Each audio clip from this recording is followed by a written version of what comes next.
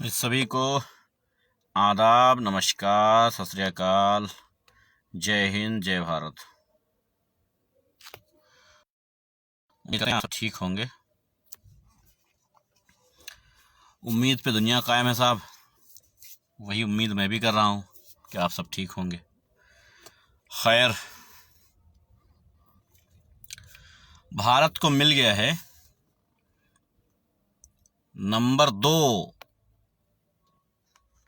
नरेंद्र मोदी। ये सही है या गलत, ये सब आप खुद सोचें, समझें और जानें। आपको नंबर 2 नरेंद्र मोदी मिल गया है और भारतवासियों को बहुत बहुत मुबारकबाद कि उन्हें नरेंद्र मोदी 2 मिल गया है। यानी कि तीरथ रावत, ये उत्तराखंड के मुख्यमंत्री हैं, जिन्होंने बताया कि 200 साल तक अमेरिका की गुलामी किया है भारत ने। अमेरिका ने भारत को गुलाम बना रखा है 200 साल तक। जिन्होंने ये बताया है कि जीन्स जो लेडी पहनती हैं, फटी हुई जीन्स जो लेडी पहनती हैं, जो घुटने पे फटी होती है, वो जीन्स जो लेडी पहनती हैं वो सामाजिक नहीं हुआ करती हैं। यही तक नहीं रुके साहब, लॉकडाउन में 5 किलो राशन लेने के लिए 20 बच्चे पैदा करती थी।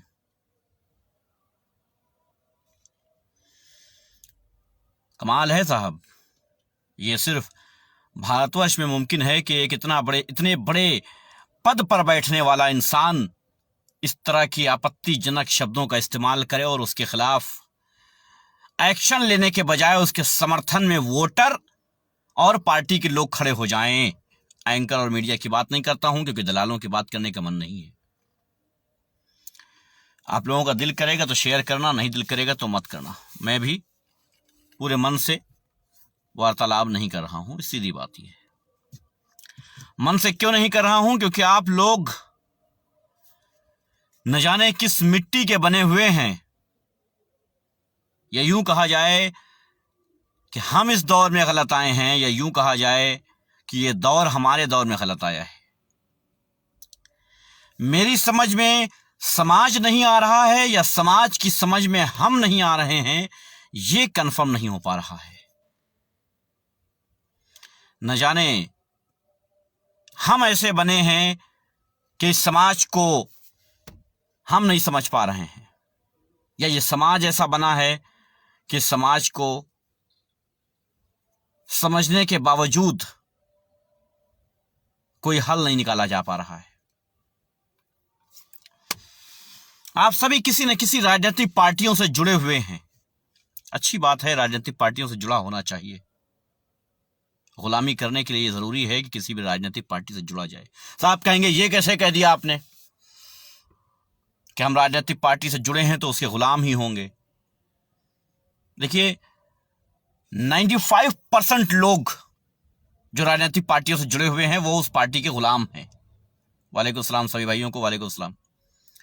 95% लोग जो राजनीतिक पार्टियों से जुड़े हुए हैं वो गुलाम हैं उस पार्टी के। तो मुझे बताने की जरूरत नहीं है कि आप गुलाम हैं या नहीं। 5% में वो लोग कौन होंगे जो 5% में आते होंगे? खैर, मुझे इन बातों से कुछ लेना देना नहीं होना चाहिए, क्योंकि आप हजरात बहुत अच्छे से जानते हैं हर चीज को। मुझे किसी चीज को बताने की जरूरत नहीं है, लेकिन फिर भी बताता हूं। मैं बताना यह चाह रहा था कि क्या बंगाल में जो रोजगार की बात की जा रही है, फ्री राशन की बात की जा रही है, महिलाओं को फ्री टूर एंड ट्रेवल्स, यही कह सकते हैं, फ्री सेवा, यातायात की सारी फ्री सेवाएं दी जाएंगी महिलाओं को। मैं जानना चाहता हूं कि उत्तराखंड की महिलाएं महिला नहीं है क्या, जिनके बारे में यह बताया जाता है कि 5 किलो राशन के लिए 20-20 बच्चे पैदा करो तो 5 किलो राशन तुम्हारा बढ़ जाएगा। क्यों नहीं पैदा किए? 20 बच्चे तुम्हारे भी होते तो 5 किलो राशन तुमको भी मिल जाता। और यहां तक कहा गया कि जिन्होंने 20-20 बच्चे पैदा किए थे वो 5-5 किलो राशन लेकर के रखते थे और वो बेच दिया करते थे। तो इस घटिया उत्तराखंड के मुख्यमंत्री को, इस घटिया मुख्यमंत्री को मैं बता देना चाहता हूं कि लोग भूखे मर रहे थे उस लॉकडाउन में। तुम्हारे 5 किलो राशन से किसी का पेट नहीं भरा है। लोगों की हैसियतें लुट गई हैं, हैसियतें बिक गई हैं उनको राशन खिलाने में। तुम्हारी या तुम्हारी गवर्नमेंट की औकात नहीं थी कि वो राशन खिला सकते। तुम्हारी या तुम्हारी गवर्नमेंट की औकात नहीं थी कि इस देश की गरीब जनता को खाना खिला सके। लोगों की हैसियतें बिक गई हैं लोगों को खाना खिलाने में। ये नहीं कहूंगा कि किसकी, लेकिन अपना सब कुछ, जितना कुछ कमाया था लाइफ में, सब कुछ बर्बाद किया है बहुतों ने लोगों को खिलाने में, खाना खिलाने में, 2 वक्त की रोटी खिलाने में। और तुम कहते हो कि 5-5 किलो राशन लेकर के बेच दिया करते थे। 20-20 बच्चे थे, उनका फायदा था। जिनके 20 बच्चे नहीं थे उन्हें नुकसान में रह गए। क्यों नहीं पैदा किए?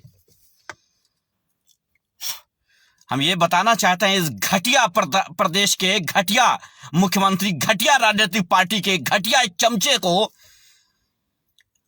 और इस घटिया पार्टी के उस राष्ट्रीय अध्यक्ष को, उस नेता को, उस संगठन के मालिक को, कि तुम कहां से लाते हो ऐसे घटिया घटिया लोग ढूंढ करके जो किसी लायक नहीं है। वालेकुम सलाम भाई, सभी को वालेकुम सलाम, नमस्कार, आदाब, सत श्री अकाल, जय हिंद, जय भारत। कहां से लाते हो ऐसे घटिया, किसानों को आतंकी कहने वाले, औरतों के ऊपर आए दिन नई नई घटिया टिप्पणी करने वाले।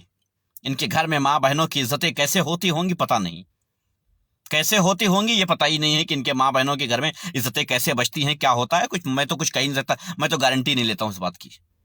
इनकी राजनीतिक पार्टी में, पार्टी के अंदर महिलाओं का क्या हाल होता होगा मुझे नहीं पता, मुझे नहीं बात करनी इस पे, मुझे कोई टिप्पणी नहीं करनी इस पे। मगर किसी प्रदेश का एक मुख्यमंत्री इतनी घटिया और नीच बात करता है, मैं समझ नहीं पा रहा हूं कि कैसे ये होता है। आज के दिन 22 मार्च 2021 की बात कर रहा हूं मैं। आज भी 100 से ज्यादा बलात्कार भारत में हुए हैं। जिम्मेदार कौन है इसका? बात कब होगी इस पर? पिछले एक साल में अगर रेशियो देखा जाए भारत का बलात्कार का, लाखों की तादाद में है बलात्कार। और अगर मीडिया चैनल पर बहस देखी जाए तो लाखों की तादाद में बहस है। मगर क्या रेप पर कानून बनने की कोई बहस है? वालेकुम सलाम भाई, मैं ठीक हूं भाई।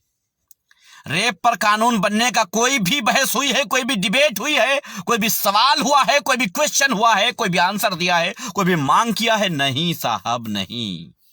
क्यों? आखिर क्यों? पता नहीं क्यों। एक सोच है हमारी जो आप लोगों से बता देना चाहता हूं, शेयर कर देना चाहता हूं। आप लोगों को फॉलो नहीं करना है मेरी बातें, मुझे मालूम है, लेकिन मैं बोल दूंगा। दहेज के लिए मैंने कहा कि हर मुल्ला को, हर पंडित को यह चाहिए कि वह शादी से इनकार कर दे कि हम आपकी शादी नहीं करवाएंगे जब भी आप दहेज का लेन देन करेंगे। खैर, वो बात आप लोग नहीं मानेंगे, वो बात लालच की है इसलिए नहीं मानेंगे। वो लेते रहेंगे, महिलाएं इसी तरीके से जलाई जाती रहेंगी, उनके साथ उत्पीड़न होता रहेगा, आपके पर कोई फर्क नहीं पड़ना। चलो कोई बात नहीं, आम बात है भारत की। खैर, आगे बढ़ता हूं। बलात्कार पे सख्त कानून अपने अपने धर्म में क्यों नहीं बना लेते हो? तुम्हारे धर्म का आदमी, तुम्हारे मजहब का आदमी अगर बलात्कारी निकले तो ता कयामत उससे बाइकाट का कानून अपने अपने धर्म, अपने अपने मजहब में क्यों नहीं बनाते हो तुम लोग? मेरा ये सवाल है सभी धर्म के ठेकेदारों से, सभी मजहब के ठेकेदारों से। अगर तुम्हारे धर्म का,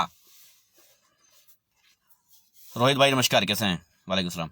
अगर तुम्हारे धर्म का कोई भी आदमी ऐसे मामलात में लिप्त पाया जाता है तो वो कोर्ट से तो जमानत करवा लेगा पैसा देकर के, लेकिन अगर वो समाज चाहे तो उसके ऊपर लानत पड़ सकती है।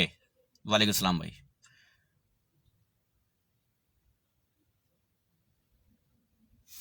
चल राजू, अगर एक बाप की औलाद है तो आजा लाइव बेटा, आज चल तेरी खटिया खड़ी करता हूं, चल आजा साले, एक तो लाइव आजा, मुझसे बोल। अरे भाई तुम बोलने लायक नहीं हो, खुद बुरके में रखते हो अपनी माँ बहनों को और दूसरों पर उंगली उठाते हो। अबे नाजायज औलाद, हराम की औलाद, साले आ तो सामने, अभी बताता हूँ तेरी औकात क्या है। मैं बोलने लायक नहीं हूँ। अरे मैं तो पर्दे में रहता हूँ तो नंगी घुमाते हो साले, डिक्लाइन कर दिया हराम की औलाद। साले तुम क्या बात करोगे बलात्कारियों, ढक के रखते हैं तो बड़ा बुरा लगता है हराम के पिल्लों। अगर नकाब में है तो बड़ी दिक्कत है, बुरके में है तो बड़ी दिक्कत है। कैसे अपने जिस्म को ढक के क्यों चल रही है तुम? कुत्तों के लिए जिस्म खोल के चलना चाहिए ना औरतों को, नाजायज कुत्तों। इनको यह दिक्कत है कि मुसलमान औरतें नकाब क्यों पहनती हैं, बुरका क्यों ओढ़ती हैं, ढक के क्यों चलती हैं। और इन कुत्तों के नाजायज बाप नेता ये कहते हैं कि घुटना खुला हुआ क्यों है। साला कहता है कि ऊपर से नीचे तक मैंने देखा पहले, उसके बाद मेरी निगाह घुटने पे पड़ गई। हराम की औलाद, दो कौड़ी के कुत्ते हो तुम लोग, अपनी माँ बहन को नंगा घुमाते हो सालों। सरस्वती पूजा के नाम पे, महालक्ष्मी पूजा के नाम पे मंदिरों में नचवाते हो, बात करते हो कि मुसलमान क्यों ढकवा के चलता है। जिस टॉपिक पे बात करो आ जाएंगे अपने टांग डालने उसमें जबरदस्ती। तुम लोगों में एक माई का लाल अगर पैदा है तो मुझसे डिबेट करके दिखा साले, कर डिबेट मुझसे, बुला अपने बापों को। साले पानी के नाम पे दूसरों को मारने वाले कुत्ते, धर्म के नाम पे, मजहब के नाम पे मॉब लिंचिंग करने वाले बात करते हैं। मैंने कभी सवाल उठाया कि महालक्ष्मी में क्यों नचवाते हो? मैंने कभी सवाल उठाया कि सरस्वती पूजा के नाम पे जाकर के महिलाओं को क्यों वहां नचवाया जाता है? मैंने पूछा तुमसे? बात करते हैं कि मुसलमान बुरके में क्यों रखता है। तुम क्या बात करोगे? मुसलमान तो बुरके में रखते हैं, बुरके में रखते हैं, नंगा नाच नहीं करवाते हैं मुसलमान, तुम तो नंगा नाच करवाते हो। हराम तेपन की इंतहा है। एक मिनट,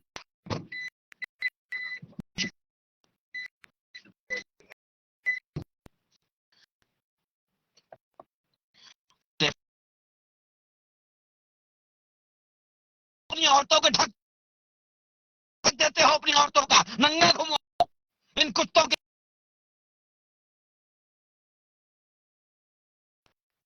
नहीं की सरस्वती पूजा और महालक्ष्मी पूजा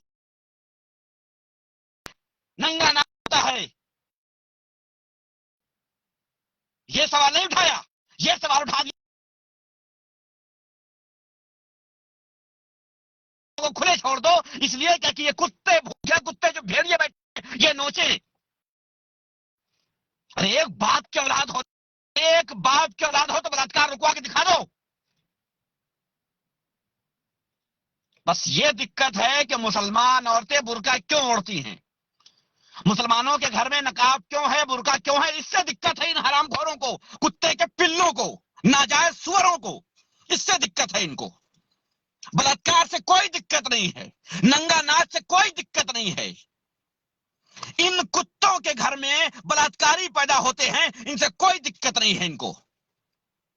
हरामखोर पिल्ले, अगर एक बाप की औलाद हो तुम सब तो आओ डिबेट कर लो, एक बाप की औलाद हो तो आ जाओ, मुझे बताओ कि सरस्वती पूजा, महालक्ष्मी पूजा और न जाने कौन कौन सी पूजा के नाम पे औरतों को नंगा क्यों नचवाया जाता है, बताओ मुझे, जानना है मुझे। तुमने उठाया ना सवाल बुरके पे, मैं जवाब दूंगा, तुम मेरी बातों का जवाब दो, आओ।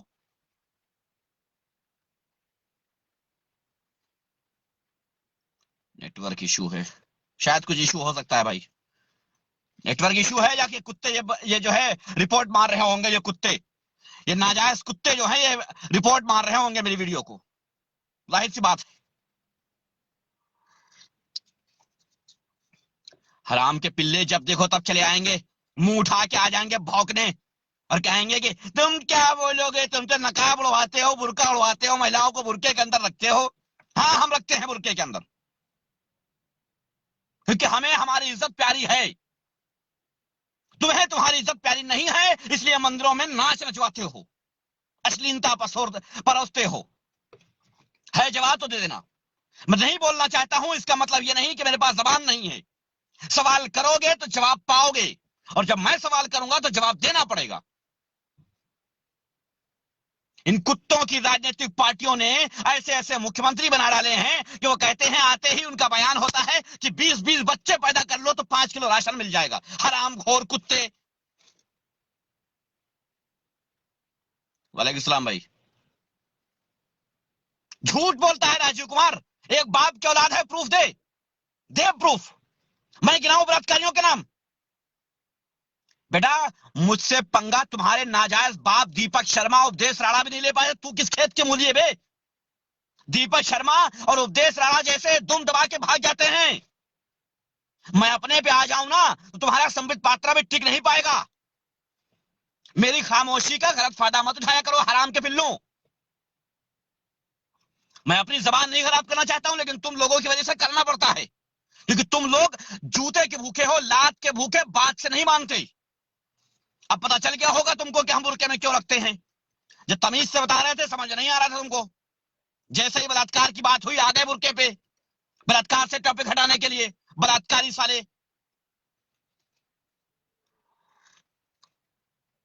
बताता है कि ऊपर से नीचे तक मैंने उस महिला को देखा, देखने के बाद उसके घुटने पे देखा कि जींस फटी हुई थी। तब मैंने कहा कि क्या करती हो, समाज सेविका हो तो ये सब कैसे कर लेती हो, ये जीन्स क्यों फटी हुई है? जीन्स फटी हुई पहन लेना गुनाह है भारत में, है? और बलात्कार करना ये गुनाह नहीं है, ये पाप नहीं है। फटी हुई जीन्स पहन लेना पाप है। मंदिरों में नंगा नचवाना पुण्य है। हम नहीं टॉपिक पे बात करते, कभी हम इस टॉपिक पे बात नहीं करते हैं, लेकिन जब बोलोगे तो सुनोगे, क्योंकि जबान हमारे पास भी है। हमारी शराफत का नाजायज फायदा उठाना बंद कर दो तुम लोग, वरना अगर किसी माई के लाल में हिम्मत है, किसी के बाजुओं में ताकत है, तो आए मेरे सामने और करे दो बातें। देखता हूं किस माई के लाल में हिम्मत है कि आकर के मुझसे डिबेट करेगा। बेशक बेशक राजीव कुमार नाजायज औलाद, दुखती रग पे ही तूने हाथ रखा है। बेशक जब बात बलात्कार पे हो रही थी, वही दुखती नग है, दुखती नस है, वही है कि बात बलात्कार पे हो रही थी, आ गया डाइवर्ट करने, क्योंकि तू बलात्कारी होगा। इसलिए जब बात सीधे बलात्कार पे हो रही थी तो तू क्यों आया बीच में करने?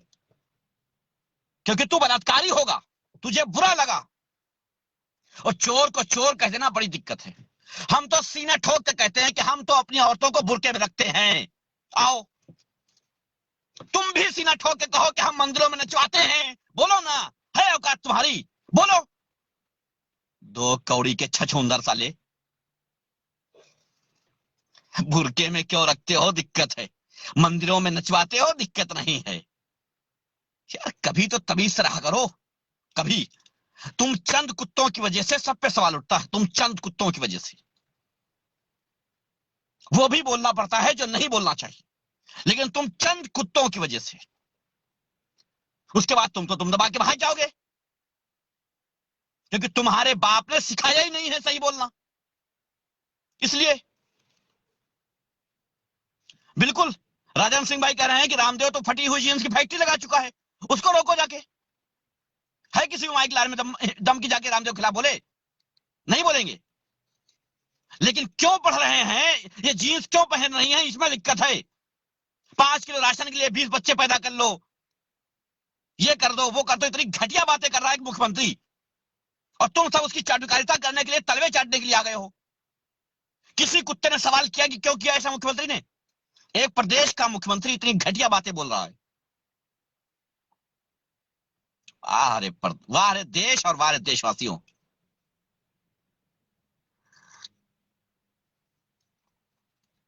हद हो गई, हद हो गई। अगर जरा से भी तमीज है तुम लोगों में, जरा से भी इज्जत नाम की कोई चीज है, गैरत नाम की कोई चीज है, तो याद रखना अपने अपने घर की महिलाओं की इज्जत करना सीख जाओ। और जब अपने घर की महिलाओं की इज्जत सीखना, तो पड़ोसी को भी यही समझना कि वो तुम्हारे घर की है, तुम्हारी माँ बहन है। जिस दिन इन माँ बहनों को तुमने माँ बहन समझा ना, उस दिन ये बलात्कार रुक जाएंगे। कुत्तों, जब तुम्हारी माँ बहन पे कोई बोलता है ना, जब तुम्हारी माँ बहन को कोई गंदा कहता है ना, कोई घटिया बात करता है ना तुम्हारी माँ बहन को, तब तुम्हें उसको नोच के खा जाना चाहिए था। लेकिन तुमने उनका सपोर्ट किया है। जब जब किसी भी महिला पर किसी भी राजनीतिक पार्टी ने, किसी भी राजनीतिक नेता ने उंगली उठाई है, तुमने उसको तमाशा समझा है बस। तुम खड़े नहीं हुए हो, उस माँ के लिए नहीं खड़े हुए हो जो माँ तुम्हें पाल पोस के इतना बड़ा कर देती है। वाह, उस बहन के लिए नहीं खड़े होते हो जो बहन तुम्हारे राखी बांधती है और कहती है कि भाई मेरी इज्जत की रक्षा करना। उस बहन के लिए भी नहीं खड़े होते हो। खड़े होना चाहिए तुम्हें ऐसे नेताओं के खिलाफ कि मेरी बहन या मेरी माँ के खिलाफ तुम्हें हिम्मत कैसे हुई बोलने की। तुम होते कौन हो मेरी माँ बहन के खिलाफ बोलने वाले? लेकिन तुम क्या बोलोगे यार? खुद बलात्कार करते हो तो तुम्हारा नेता अगर बोल भी देता है तो कौन सी बड़ी बात करती है उसने? लानत है ऐसे समाज पे, थूकता हूं मैं ऐसे समाज पे। घटिया है ऐसा समाज। थक गया हूं मैं इस समाज से, थक गया हूं मैं इस समाज से। इतना नीच, इतना घटिया समाज बना दिया है तुम लोगों ने। मजबूरन ये कहना पड़ता है कि हमारा भारतवर्ष कभी सोने की चिड़िया हुआ करता था और आज गोबर का ढेर बन गया है। अपने ही मुल्क को अगर सच्चाई कही जाए तो ये कहना पड़ता है कि हमारा देश आज गोबर का ढेर बन चुका है। एक है यूपी का कोई हिंदू शेर, बोलता है अपने आप को, अलका लांबा को बोला है कि मैं तुम्हारा बलात्कार कर दूंगा। क्यों? क्योंकि तुम डासना गई थी। खुलेआम चैलेंज कर रहा है, मार दूंगा, काट दूंगा, गर्दन नहीं काटूंगा, सीधे दफना दूंगा, सब बोल रहा है क्योंकि तुम डासना गई थी। अलका लांबा मुसलमान नहीं है ना हिंदू, और बोलने वाला भी हिंदू है। अगर किसी माई के लाल में हिम्मत है तो कार्रवाई करवा दे उसके ऊपर। किसी माई के लाल में हिम्मत है तो पूछ ले कि एक हिंदू बहन को तुमने क्यों कहा। है तुम्हारे बाप के में इतनी हिम्मत? लेकिन तुम्हारे हिम्मत नहीं है, तुम्हारे हिम्मत नहीं है। तुम एक बाप की औलाद होते ना तो अपनी माँ बहन की इज्जत कर लेते। खुलेआम माँ बहनें जलाई जाती हैं चौराहे पे, तेजाब डाला जाता है उनके ऊपर, जिंदा जला दी जाती हैं। लेकिन नहीं, कोई फर्क नहीं पड़ता तुमको। तुमको क्या फर्क पड़ेगा भाई? क्यों फर्क पड़ेगा तुमको? क्योंकि तुम खुद बलात्कारियों में से हो, तुम खुद तेजाब डालने वालों में से हो। यह दिक्कत है कि मुसलमान की औरतें ऐसा क्यों करती हैं, मुसलमान के साथ ऐसा क्यों होता है, मुसलमान ऐसा क्यों, सारी दिक्कत मुसलमान। अबे कुत्तों, मुसलमान मुसलमान मुसलमान मुसलमान करते करते आ तो गए हो बीच बाजार में, खड़े हो चौराहे पे, बेच रहा है एक नेता तुमको। पूरा देश बेच दिया उस नेता ने। अब तुम सबको भी बोली लगा के बीच चौराहे पे खड़े होकर मिट्टी के भाव बेचेगा, मिट्टी के भाव। मिट्टी फिर भी महंगी बिक जाएगी, लेकिन तुम दो कौड़ी के नहीं बिकोगे, गोबर के रेट नहीं बिकोगे। गोबर तो कम से कम खेत में डालने का मतलब, तुम सालों वो भी काम नहीं आओगे।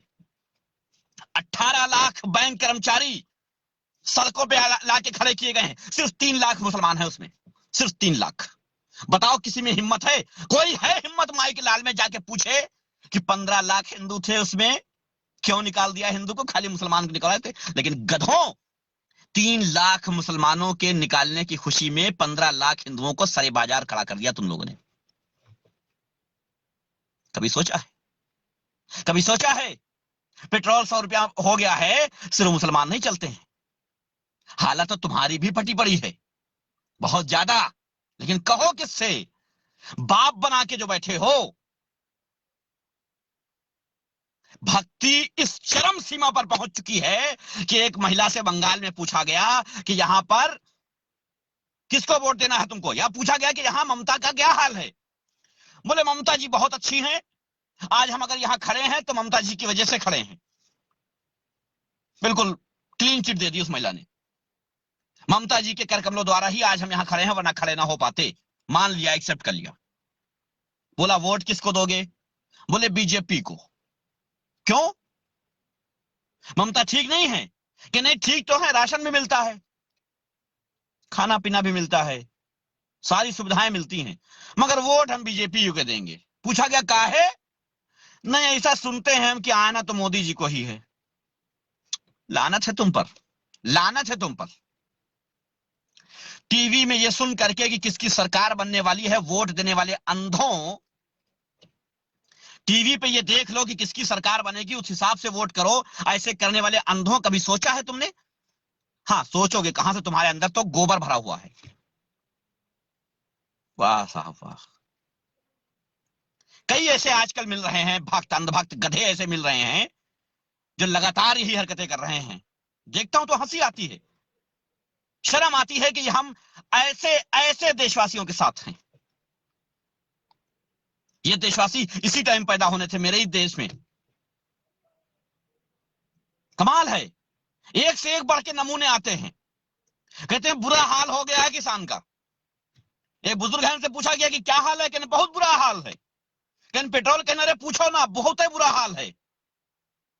क्या मनोज भाई, फिर से पूछो, मैंने देखा नहीं आपका कमेंट। कहने बहुत बुरा हाल है, किसान मरा जा रहा है, गरीबी इतनी हो गई है कि खाने को अन्न नहीं है हमारे पास। कहने कुछ मिला, कहने कुछ नहीं मिला, लैट्रिनो नहीं मिली हमको तो। कहने अच्छा जी वोट, कहने वोट बीजेपी देंगे। कहने काहे? कहने टीवी में देख रहे हैं जीतना तो नहीं इनको है। वाह वाह वाह, अरे अंधभक्तों, अरे कभी तो दिमाग लगा लिया करो, तुम्हारे बच्चे भी तुम्हारी तरह गधे ही निकलेंगे, क्योंकि स्कूल तो जा नहीं पाएंगे वो। जाहिर सी बात है गधे निकलेंगे। वालेकुम सलाम। अरे गधों, मैं नहीं कहता हूं कि कांग्रेस को दो, मैं नहीं कहता हूं कि ममता को दो, मैं नहीं कहता हूं कि किसी पार्टी को दो, जिसको समझ में आए उसको दो, लेकिन गधों कम से कम यह सोच लो कि तुम्हारे लिए, तुम्हारे बच्चों के लिए स्कूल की व्यवस्था कौन सही करवा सकता है।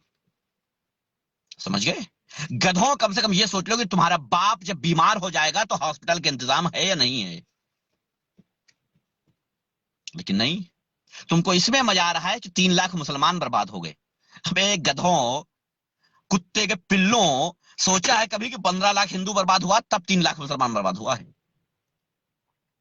मुसलमान कल भी बिरयानी खा रहा था और आज भी बिरयानी खा रहा है। तुम जरूर पनीर से लौकी पे आ गए होगे, तुम जरूर पनीर से लौकी पे आ जाओगे। बिल्कुल मनोज भाई, बेशक सब हिंदू एक जैसे नहीं, सब मुस्लिम एक जैसे नहीं, बिल्कुल कहीं कोई ऑप्शन ही नहीं है कि सब एक जैसे हों, बिल्कुल एक जैसे नहीं है। हमारी लिस्ट में न जाने कितने हिंदू हैं, लेकिन उनको तमीज है बात करने की, सवाल करने की, किसी भी टॉपिक पे बात करने की उनको तमीज है। लेकिन यहां कुछ गधे ऐसे पड़े हैं कि सीधे आकर के गाली गलौज करते हैं, क्योंकि उन कुत्तों को सिवाय भौंकने के और कुछ नहीं आता है। जितने भी भारतीय जनता पार्टी के समर्थक हैं, जितने भी कांग्रेस पार्टी के समर्थक हैं या किसी भी राजनीतिक पार्टी के समर्थक हैं, मैं चाहता हूं कि एक बार मुझसे बात करके दिखाओ। मुझे बताओ कि तुम राजनीतिक पार्टी के साथ क्यों हो और हम उस पार्टी के साथ क्यों रहें।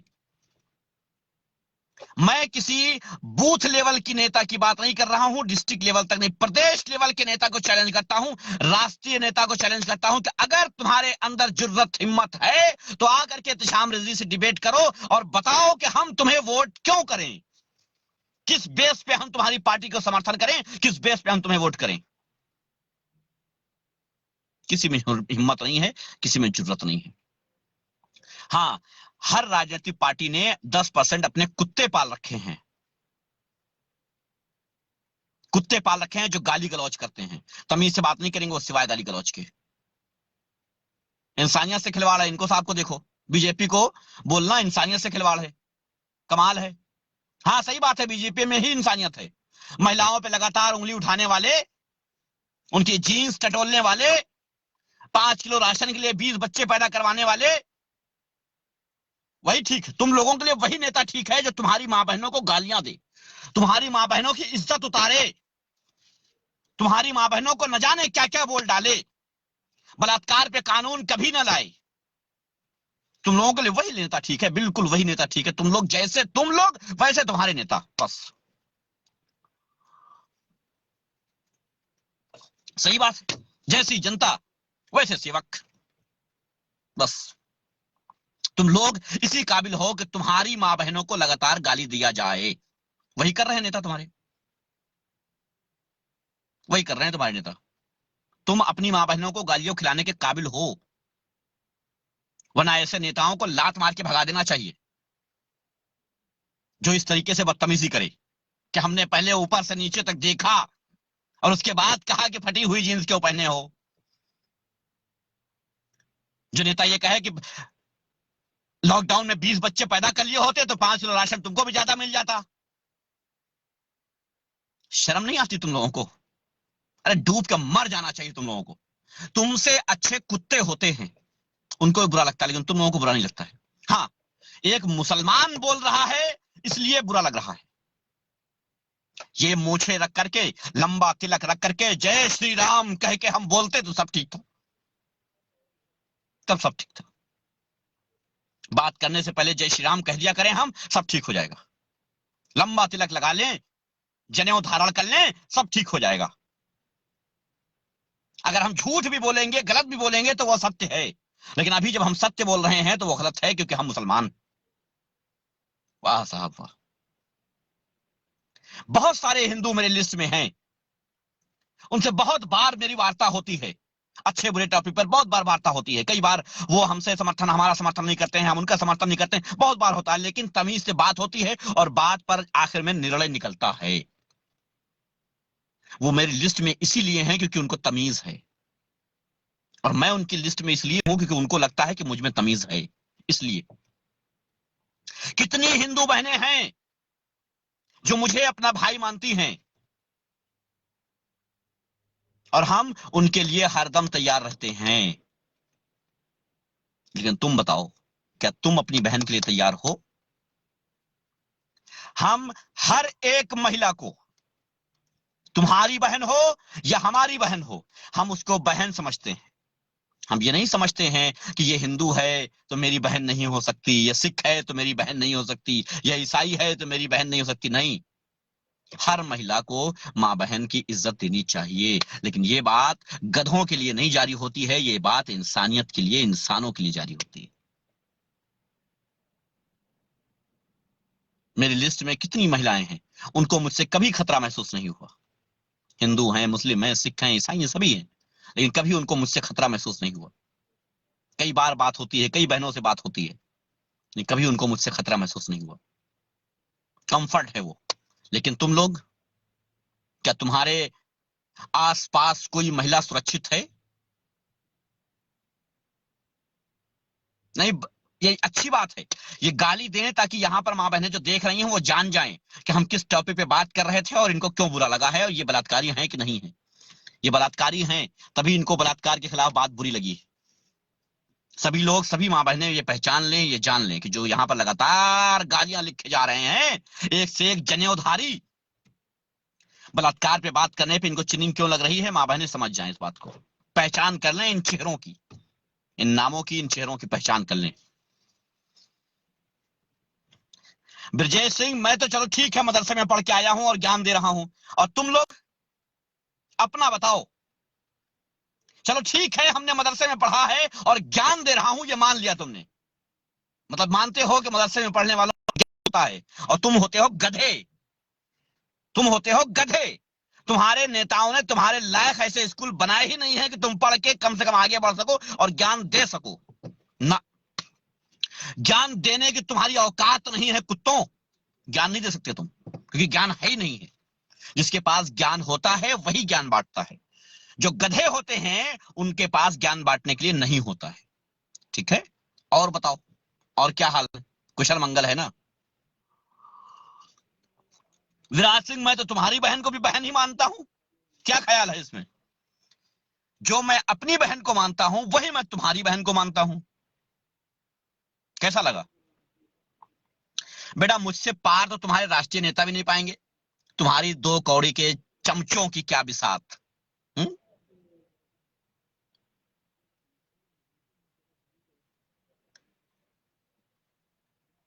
नमस्कार रविंद्र, रविंद्र जी कैसे हैं? ठीक है। राकेश शर्मा कह रहे हैं मुल्ला ठुल्ला है। नमस्कार वसीम रिजवी का क्या हाल है? भाई तेरा भाई है, तू जान। आरएसएस का दल्ला तू भी और आरएसएस का दल्ला वसीम रिजवी भी, तो तू जान कहां है। पता नहीं ये तेरा भाई है, तेरा दामाद है, या तेरा भाई है, क्या है, पता कर ले भाई। क्योंकि मुसलमानों को, मुल्ला ठुल्ला को दामाद बनाना बड़ा अच्छा लगता है, कई को बना चुके हो, बोलो और कितने बनाने हैं? हैं? और कुछ चाहिए तो बताओ, चाहिए कुछ तो बताओ, मैं हाजिर हूं।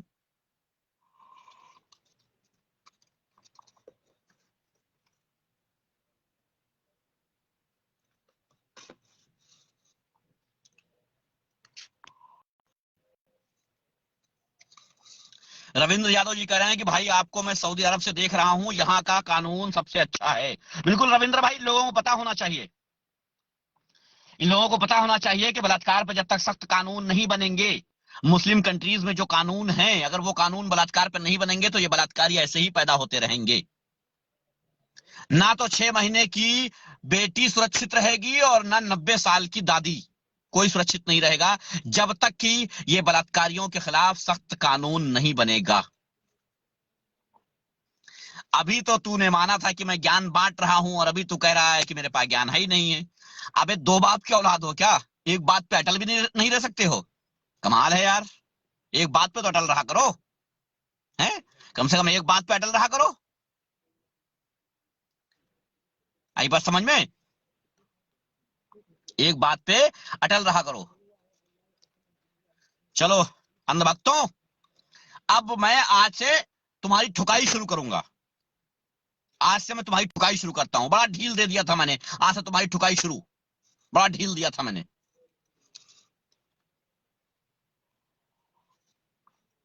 चलो धन्यवाद आप सबका, बहुत बहुत शुक्रिया, धन्यवाद। मिलते हैं फिर अगले दिन, अगली ठुकाई। अंधभक्तों की ठुकाई बहुत जरूरी हो गई है।